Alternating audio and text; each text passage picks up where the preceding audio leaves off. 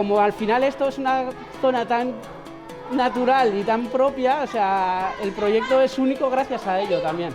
Una escuela de circo principalmente abarca todo lo que es toda la zona de Urdaibai.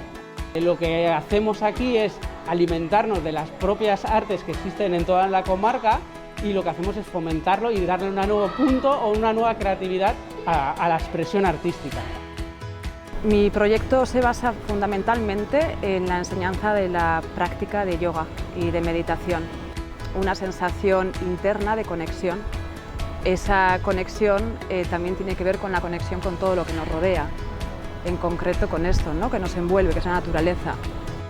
Bueno, nik uain adendie, egin eban ideiegaz, hauri Urdaibako alderdizeri emoteko aukerie jasangarritasunezko gauzek erosteko.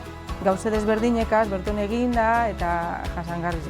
Bai, bueno, beti zaretuten nahi, olako markak topat eskuzinde dauzenak, edo bertoko diseinatzaileek, berton fabriketa, da entorno oso politxe, da igual horrek itzen dozku bai holan pentsaerai.